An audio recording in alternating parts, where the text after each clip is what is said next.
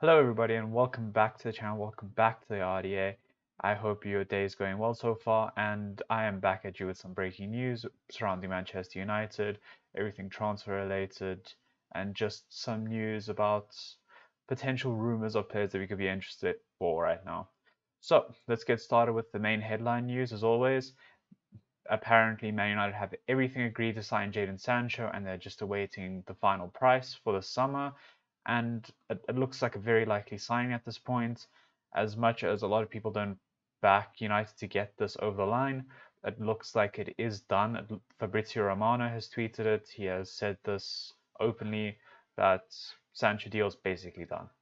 So I would not be surprised in the slightest if we do see Sancho signed in the summer. And I very much am excited for the signing. I do enjoy watching some Bundesliga, and I think he's just a fantastic talent. As many people think he's had a bit of poor form this season, but that's mainly been due to injury. Well, recently it's been due to injury. He's picked up his form after the beginning of the season when he was told he wasn't going to United. It was a big dip, but as soon as he got back into the Dortmund way, he started scoring and assisting very, very clinically and consistently. So I'm very excited for it. I do think he's still a very good player. And I hope this injury setback that he's had for a few weeks now won't hurt him too much and would still let him be a useful player to United. And hopefully it isn't a reoccurring injury like most of our players have at the moment. Because that only makes us even more reliant on those injury prone players like we are currently. The next topic would be Cavani. Cavani looks like he's set to leave United very soon. The only question is whether United get another year out of him or not. So Cavani has an optional 1 year extension on his contract, and United look like they want him for one more season. It looks like Cavani will still be in a United shirt next season, but it does look like his ideal home would be at Boca Juniors, and they are prepared to offer him a 2 year contract for those that are interested. But United still have to buy out the rest of Cavani's contract, even if we don't put that buyout, even if we don't extend the contract. So next would be Harry Kane. Harry Kane's always a massive talking point. Personally, I think if we're going in for a striker, I'm all for Harry Kane, and I think he is going to be the man that works best for our system overall. He'll get us the most going forward, and as much as him and Haaland are similar price points, I think Harry Kane is a lot more self-sufficient, and I think that helps a very selfish team that we are, to say the least. We don't have creative wingers who are going to put things on a plate like Sancho does for Haaland, for instance. I'm not questioning Haaland's skill. I'm simply saying he doesn't fit in the system. And I think Harry Kane will fit in our system a lot better. And right now, the reports are that if Spurs do not get Champions League, he's out. It looks like Daniel Levy's obviously going to do everything he can to keep him at the club, but it looks like he's got his heart set on winning some silverware, and maybe that means he can come United's way. That's what I'm hoping anyway. And last, we're going to talk about a very controversial area on the pitch for United.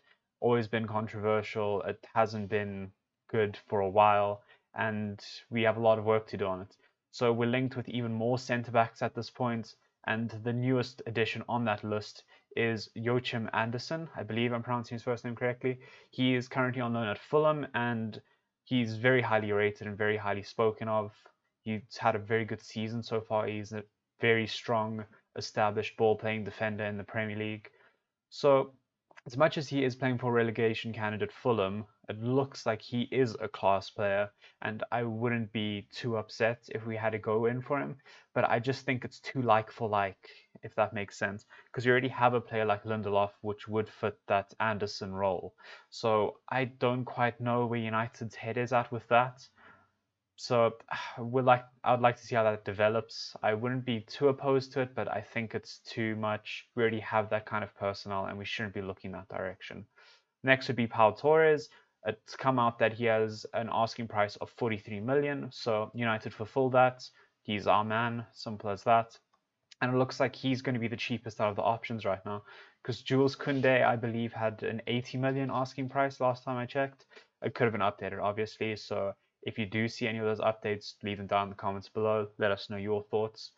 And I just think there are a lot of good centre back solutions out there.